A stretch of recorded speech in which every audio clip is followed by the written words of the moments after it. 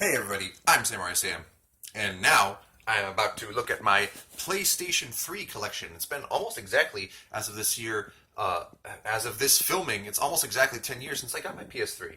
And I have enjoyed the console a lot. I've, for some reason, played it more than my 360, even though it's a very similar console to 360. I actually have less games for it, though. It's just I have less games that I have spent more time with. So let's talk about some of them. Here we start with this was my first PS3 game actually, 3D Dot Game Heroes. This is made very much in the style of like the original Legend of Zelda, like or that type of game. Very much like getting those retro vibes on. A little bit before even that was like a big popular thing. That was just when it was coming into being.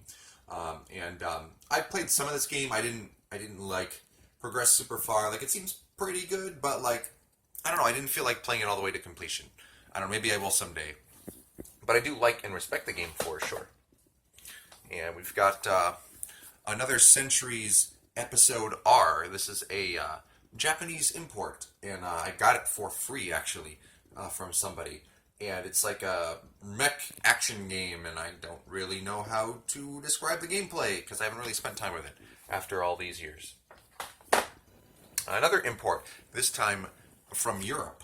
Or actually, no, not Europe. Well, so this is Ashes Cricket 2009. This is the Australian release. I actually bought it in London. Literally, a guy from America went to London and bought a game from Australia in London and brought it home with him. Cricket is a neat sport. I like baseball, so I was like, yeah, let's try cricket. Like, let's see. I'm kind of interested in like learning cricket and stuff. So I learned the rules of it, and I played this game a little bit and kind of learned how to play the game, and it seems pretty cool. I'll probably never have someone to play with though, which is kind of a shame because nobody in America plays or cares about cricket really, except me, I guess. Batman Arkham Asylum. Now this game is fan freaking tastic. I played this last year actually, and this is a. Did I play this last year? Or was it 2 years ago? No, I played it last year. Yeah. I played it like a year ago. This is an action game.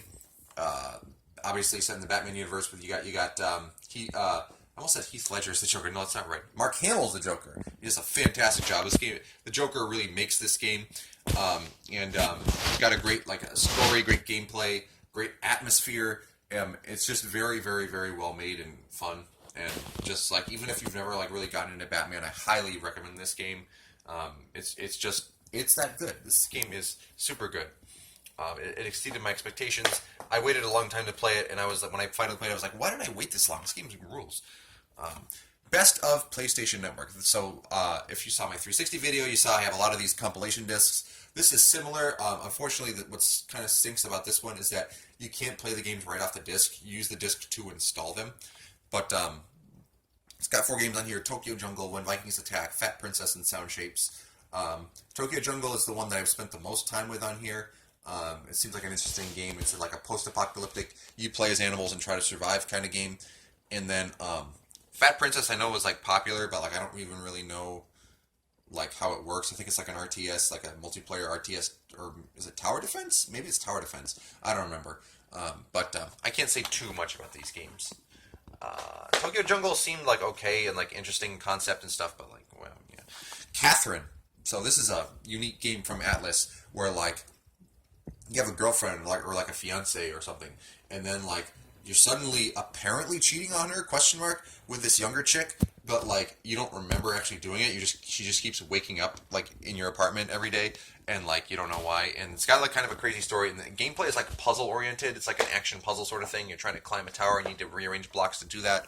A very interesting game, not for children if you didn't notice. Yeah, I enjoyed it. It was one of the earlier games I got for my PS3. I did beat it, and yeah, I would recommend it. Child of Eden. This is like kind of a spiritual successor to Rez, they say, it's one that you can play with like the PlayStation Move, or if you have the 360 version with Kinect. And I think it's like kind of a shooter like Rez, and it's like it's very much on the graphics and the sound, creating like an experience. And I can't say too much about it because I haven't like spent the time with it yet.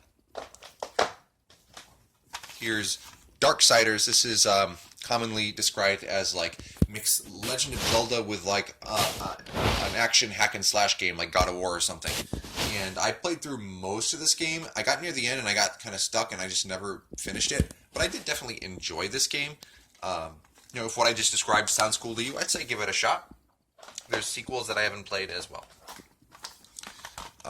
Dengeki Bunko Fighting Climax. This is a 2D fighter that has characters from like a few different seemingly random anime, like Toradora and I think Durarara and like a couple more.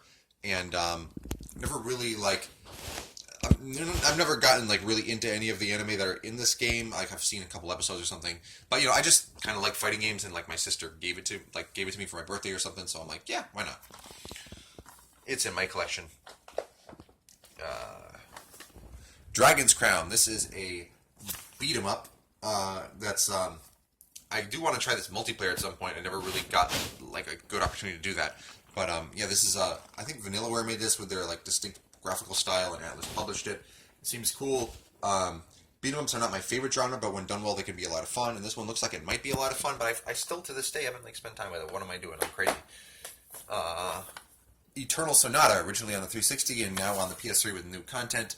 This is also like a JRPG. Very weird story and setting. Like it's all about the real life composer Frederick Chopin, and like you're playing like in his dream. It's kind of weird, and the gameplay is even weirder. Like the battle system literally changes a lot throughout the game. Like the mechanics will change as the game goes along. It's kind of weird. It's also rather difficult. But I did enjoy it. It's got like a really good music, as you would expect on a game based on a real life famous composer. And it's flawed, but it's not like the story of the characters are not great, but like it's unique. I would say it's not a must play, but like if it sounds like something intriguing, I'd say give it a shot. It's worth a shot. Final Fantasy X and X-2 HD remaster. This is a really cool like just package, like an art book in this long sleeve, kind of like a DVD. It's not an actual DVD case, but it's actually a little bigger than a DVD case. But I really like this packaging. Final Fantasy X is really good. This is not the best version of it. Like the HD remaster of Final Fantasy X 10-2 on like modern systems is better. My biggest complaint with this version is that it only has an arranged soundtrack. It doesn't have the original soundtrack. Whereas the new release of on the modern systems, you can pick which soundtrack you like. So this is not the optimal way to play, but like I do really like this packaging. The packaging is better than the packaging for the Switch version, which I also have. Final Fantasy 13. This was a rather controversial entry in the series. Really changes things a lot, and a lot of people say it's just like feels like walking down a hallway, which they're right. And it's a game that I've tried getting into, and it seems like okay, but that's the problem. It only seems kind of just okay. And so I'll probably never actually like spend all the time to like actually beat this game. Like friends of mine have like played it and said like, yeah, like it's just okay. Like the plot doesn't really make sense. Like the gameplay is okay, but it's not really that special. And there's like it's got a bunch of sequels and stuff. I don't know if the sequels are worth it. I'll probably never get to them. I don't know. Maybe I'm not sure if I'll even keep this game. I might not. Now we have a couple rhythm games here. We've got Hatsune Miku, Project Diva, and Project Diva X. Not X, F. It's Project Diva F and Project Diva F second. So if you don't know what Vocaloid is literally like a voice synthesizer program where like you can make kind of an auto-tuned voice, just sing whatever you want. And Hatsune Miku is the mascot for the Vocaloid software. But Hatsune Miku, just by herself, has blown up as a character to the point where she's even gotten these two rhythm games. And these are actually really fun rhythm games. Like, I'm not, like super into Hatsune Miku or anything, but, like, these games are just fun to play as rhythm games. So I got really into them. Like, my sister really likes them as well. So, like, that is part of why I got into them. And, like, it was kind of amusing because my first try, I would like do as well as she could with hours of practice. So that was kind of just like a running joke between us for a while. And a good challenge too. Like the some of these songs on Extreme are really legitimately challenging and fun. And so if you like rhythm games, I recommend checking them out. We've got Heavy Rain here, which is a kind of cinematic like game of quick time events, I think. And a friend of mine tried this recently and thought it really sucked. I think reaction to this is kind of mixed. A lot of people really like it, and some people really don't. And maybe at some point I'll give it a shot and see if I like it. I probably won't care, honestly. I don't know. I might not keep that one, but we'll see. Maybe it'll surprise me. Infamous. This is a game I played a lot of a while ago. This is one of those weird games where I got like halfway through and then I stopped. Actually, I borrowed this from the library originally, and then got it later. But I still haven't gotten back to it. It's a game where like you can get a whole bunch of superpowers, and that's kind of cool. Like you can like do all kinds of crazy stuff, and don't really remember what the story is like, if I'm going to be honest. But like I do remember enjoying the gameplay. I probably should finish this game. I don't know why I didn't, but I recommend it if you've got a PS3. Injustice: Gods Among Us. This is a 2D fighting game from the makers of Mortal Kombat, and it's definitely not a Mortal Kombat ripoff, but it kind of feels sort of like a Mortal Kombat. And it's got obviously characters from the DC universe, if you didn't notice. And this version, this is the Ultimate Edition, has all the DLC. And I would say it's probably not worth getting for the single player campaign. Yeah, like if you're just going to play alone, I would say don't get it. But like if you have people to play with, or if you want to play online, I guess I assume the servers are still up, and I don't know how many people are still playing this version anymore. But yeah, it's worth it for multiplayer, but probably not single player. Or if you're just a big DC fan, it's probably worth it as well. Katamari Forever. I think I enjoyed this one a little more than Beautiful Katamari on the Xbox 360. I want to say they added like a couple. Yeah, there's a couple like new mechanics in this one. I don't remember offhand exactly what they are. There's a hop that you can do. I don't remember how useful it is, but I definitely enjoyed this game a lot. It's got a good soundtrack as usual with Katamari games, and this one did feel to me just like a little bit more well made than the 360 Katamari game. And if you like Katamari, I'd say definitely pick this up. If you don't know what Katamari is, it's the game where you roll around a ball and roll everything you see into your ball, including people, until your ball is just literally about the size of the world. Lair. I got this game because a friend of mine bought it for me for cheap, and this is like a shooter, like a 3D. I want to say it's like a Panzer Dragoon sort of like 3D shooter, but there's also ground combat, so it's not just a shooter. And I've heard this one is all right. I don't think many people consider this like a great game, but actually, I believe the friend who bought this for me is probably watching this. So, sorry, Lucas, I have not actually spent time with this game yet. Maybe I will, though, now that you're watching. In fact, maybe I'll give this game to you if you really want it, because you're super into PS3 these days. Then we've got a couple very well-known PS3 games here. Oh, I'm going to drop it. Oh, I didn't drop it. Wow, okay, I got it. I didn't drop it to the floor. Cool. We've got Little Big Planet 1 and 2, the special editions.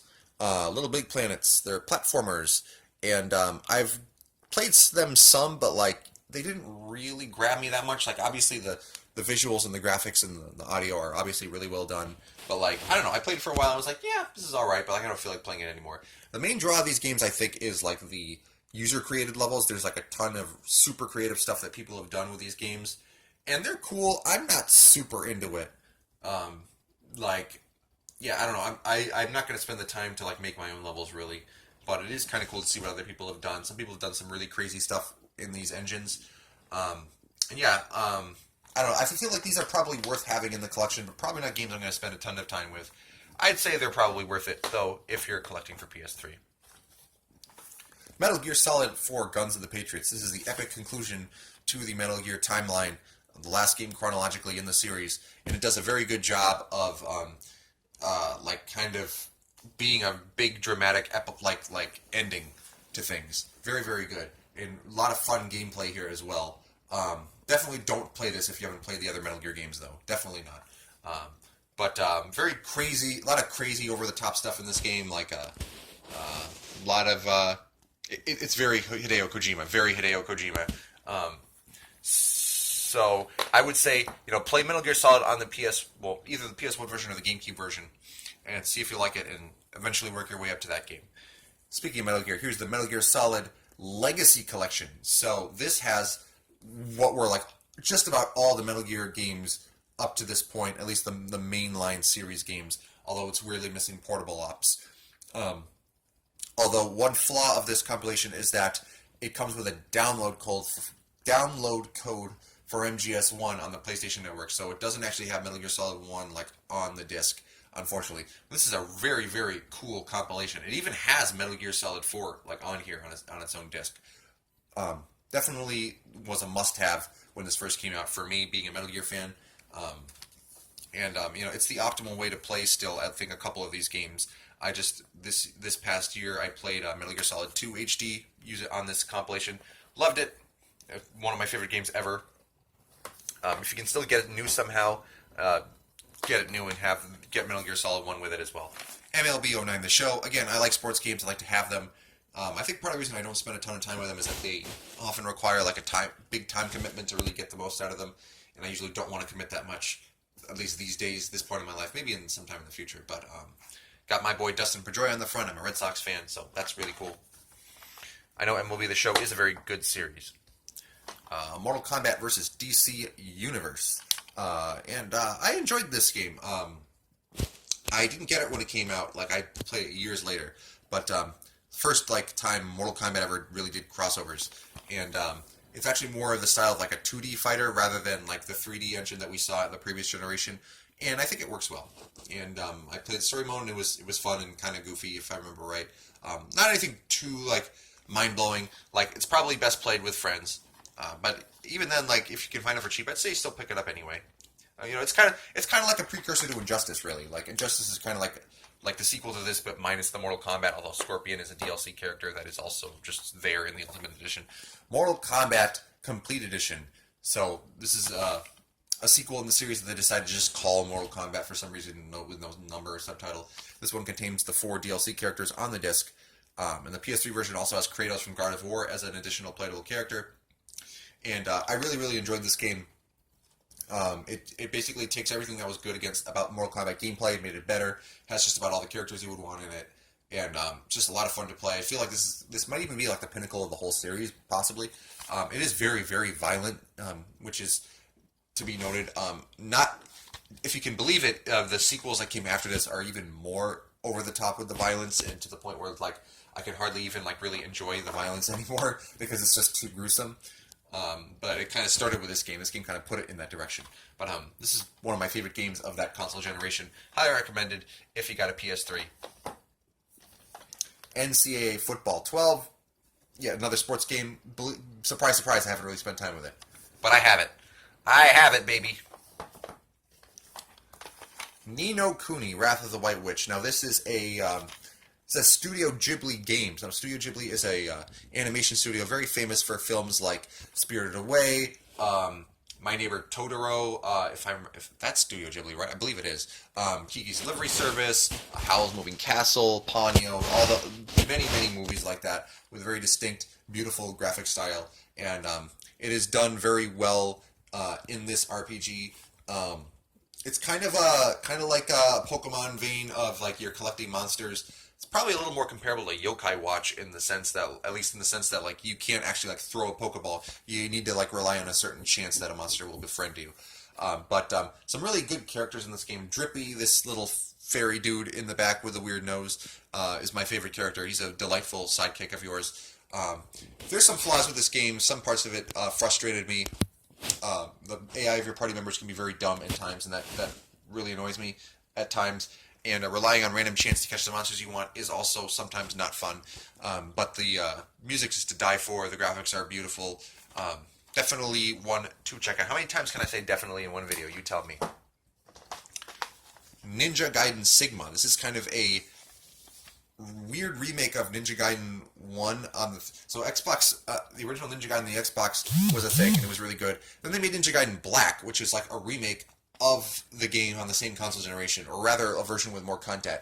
But now this version, Ninja Gaiden Sigma, like, doesn't just port the remake, it shuffles it up even more. Like, I don't remember exactly just how different this version is.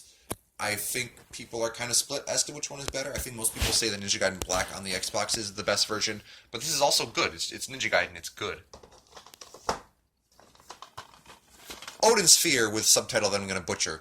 Leaf Thrasher, I guess. This is an action game, like a 2D action game with Vanillaware's distinct art style, and you kind of go around. It is 2D, but like the battlefields are like circular, so like you go right and you'll like loop around. And it's got some RPG elements as well, and it's got like a long story and everything.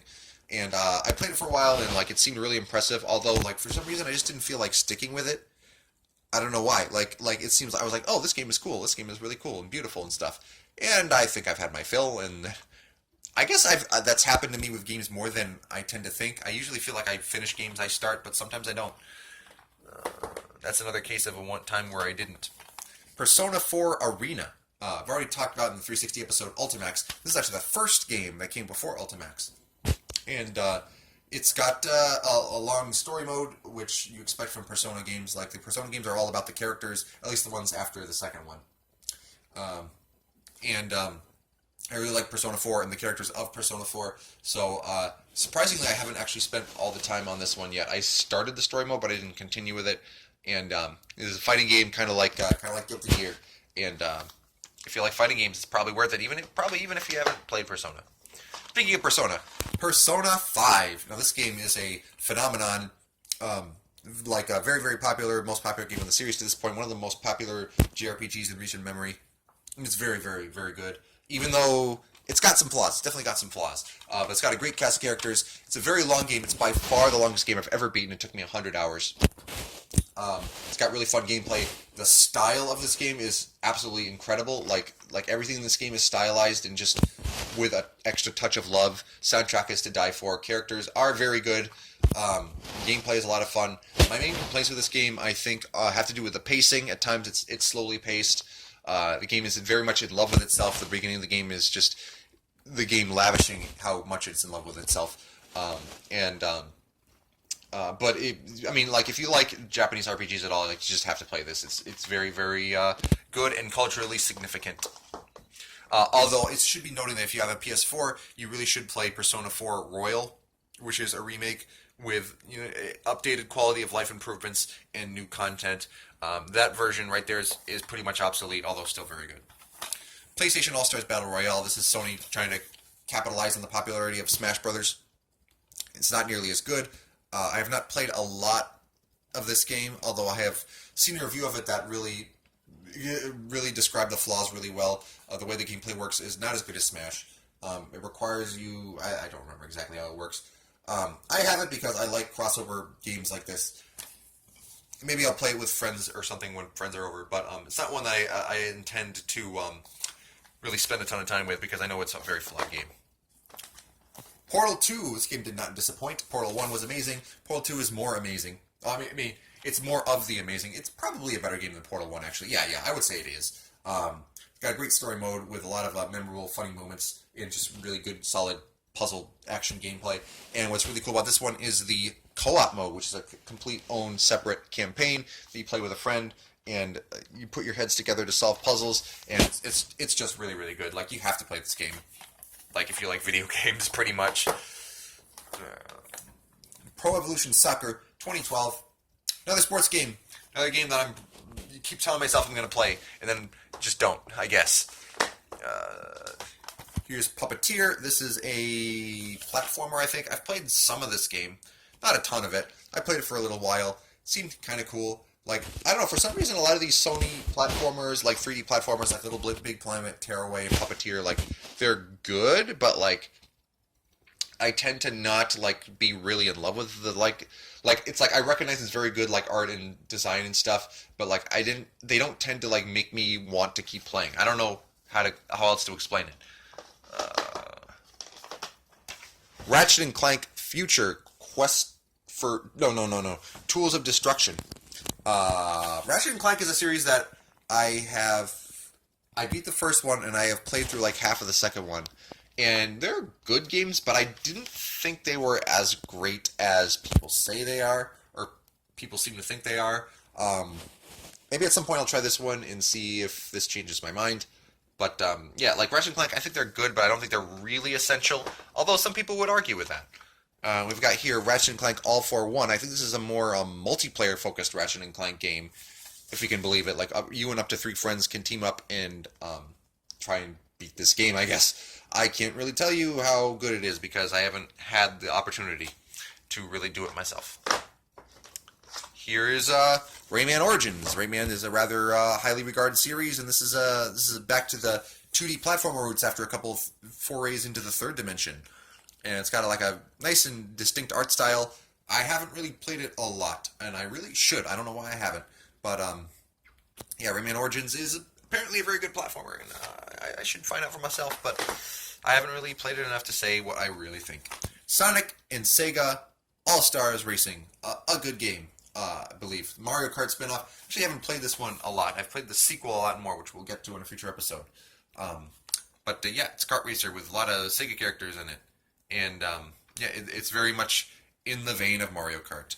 And the characters have like specials that they can activate after like a certain amount of time or whatever. And then, you know, it's obviously depending on the character in the series, and like it'll do different things. And yeah, if you got friends, it's worth it. We've got Sorcery. This is a PlayStation Move title, and I have the PlayStation Move, so I picked this up because apparently this is a pretty decent PlayStation Move game, and it's about like using the PlayStation Move to like cast magic and stuff. I can't really give an opinion on it because I haven't spent the time yet. Street Fighter Cross Tekken. This is a like 2D fighter that is more in the vein of Street Fighter, and with Tekken characters. And I haven't played it a ton, but I do like what I have played it of it. And it's got some bizarre characters like Mega Man from the original Mega Man's Western release box art, which is rather amusing, and also Pac-Man and like some kind of a machine. Seems like a very amusing game. And they were planning to make a Tekken Cross Street Fighter with more in the style of a Tekken game, and that still to this day hasn't happened, which I think is hilarious. Tales of Grace's F. I've talked about the Tales series before in previous episodes. The battle system in this one is very different, and it just never really clicked with me. Like, I never really got it, and I didn't really like it that much, if I'm going to be totally honest with you. I did really like the characters in this game, though. Yeah, Tales. One of the strengths of the Tales series is the characters. This game is no exception. I didn't really like the gameplay here, but the characters made it worth it for me to stick to the end. Maybe, I don't know, maybe I'm just not good enough at it. I mean, maybe it's just something I don't grasp. Now here we have Tales of Exilia. This is a wonderful Tales game right here with gameplay that, in my opinion, is better than Grace's. And again, a very, very good cast of characters in this game. A lot of very memorable moments, quotable moments, and fun gameplay to be had here. And this is still to this day, I believe, a total PlayStation 3 exclusive. Highly recommended if you like that sort of game. Then we have Tales of Exilia 2, which is the direct sequel with kind of more the same gameplay-wise, but with some new twists here and there. But yeah, if you like the characters from the first game, which I certainly did, then this is definitely a must-have because there's a lot more character moments in here that are well worth it.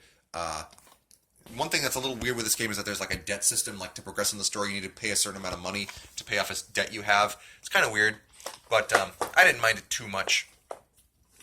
We've got, I went out of alphabetical order here, but we got Tales of Symphonia Chronicles. This contains HD remakes of Tales of Symphonia and the terrible sequel, Dawn of the New World. Tales of Symphonia is a very good game, originally on the GameCube. It really popularized the series in the West, myself included. And Tales of Symphonia Dawn of the New World is terrible. It is the worst RPG I've ever played to completion, bar none. But I did anyway because I did it with my sister, and we enjoyed critiquing it and talking to each other about how terrible it was. But yeah, if you like if you're interested in Tales of Symphonia, though, that's as good a version as any to get. Tales of Zestiria is not as good as the rest of the series. In fact, this kind of turned me off from the series going forward, honestly. The characters are still pretty good, but I just did not really like the gameplay in this game. And I think a lot of people agree with me. This is not considered to be as good as its predecessors. Got the House of the Dead Overkill Director's Cut. Definitely a good one if you got the PlayStation Move. I like the House of the Dead series a lot. And this one is a lot more adult than the previous House of the Dead games. Like, the last ones, yeah, they were violent with zombies and stuff, but this one really takes it to another level where you really don't want your kids to play this. But if you like House of the Dead, you gotta have it, if you're an adult. The Eco and Shadow of the Colossus collection. These are games that, well, I've been aware of Eco for, like, since it's been out, and still to this day I have not sat down to actually play it for some reason. I don't know why. But I think these are arguably the best ways to play these games. I don't know if the PS4 remasters are even better or whatever, but I got rid of my PS2 copies when this came out because I know they're just a lot better. And they're very, like, kind of artsy, kind of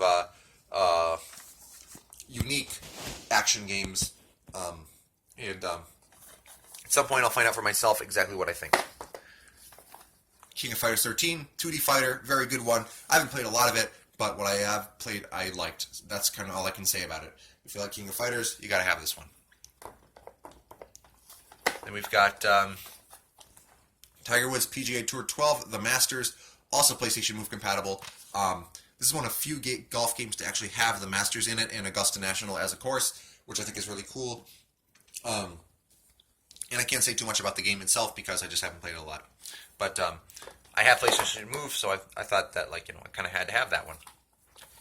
Speaking of which, Time Crisis Racing Storm. I like the series. I like light gun games. I haven't played this one a lot. I really should play it more. You really want to have the navigation controller as well. Like, there's not only the PlayStation Move controller, there's also the navigation controller because they want you to buy another thing. That's kind of annoying, but I have it, so I guess no worries. Ultra Street Fighter 4. What's really annoying is that I got Super Street Fighter 4. Like, I did not get a Street Fighter 4 game until Super Street Fighter 4. I'm like, oh yeah, they finally released the last one. Nope. Then they released Ultra Street Fighter 4, which is the real Ultimate Street Fighter 4. So I was like, that's really annoying. But now I have Ultra Street Fighter 4. And I do like Street Fighter 4. I've never spent a lot of time with it. Some time with it. It's kind of annoying that, like, there's not a lot of unlockables. There's not a lot of incentive to play the game with all the characters, really, because you don't unlock stuff. You just see the ending, and then that's it.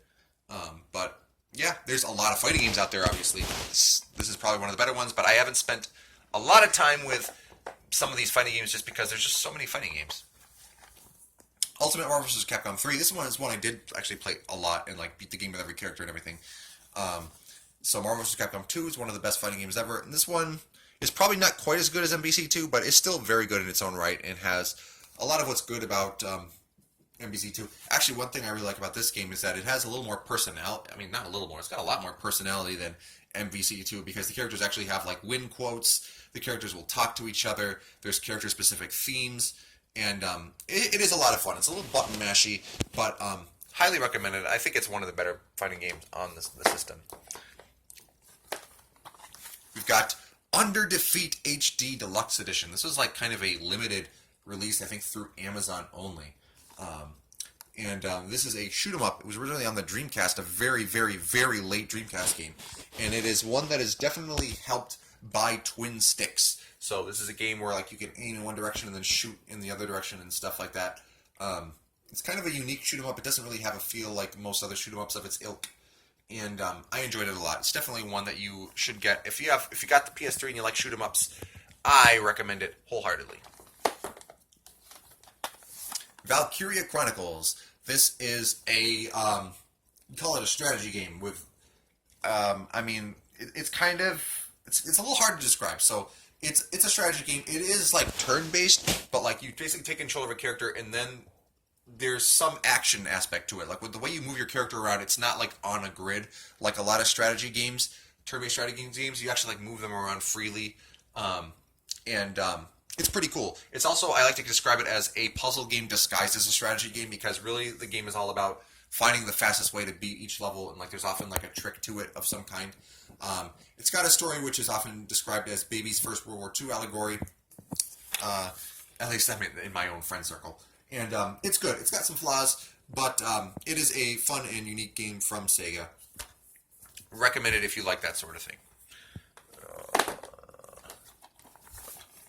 Vancouver 2010. I got this for like nothing, and I figured like I didn't really have any Olympics video games, so I'm like, why not? It's probably.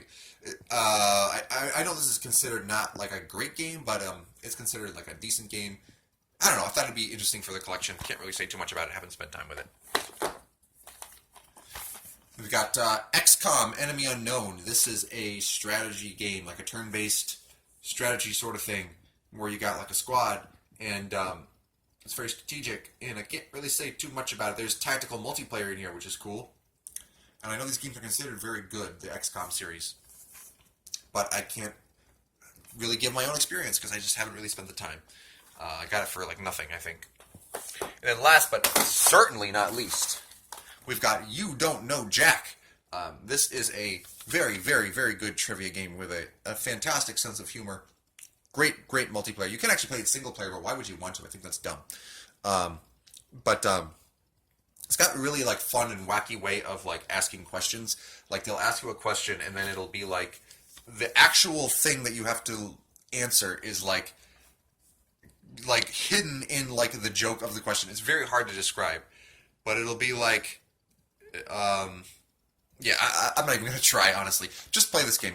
It's so funny and it's just got good gameplay. It's very memorable. And eventually, this company started making the very popular Jackbox Party Packs, and some of those Jackbox Party Packs have You Don't Know Jack sequels and spin-offs on them. In fact, Jackbox Party Pack 1 has basically an extension of this game, pretty much. Yeah, if you like trivia party games, stuff like that, that is a absolute must-own. And that is my PS3 collection. Hope you enjoyed watching. Thank you for watching. I'm Samurai Sam. Stay tuned because We is going to be next. Have a great rest of your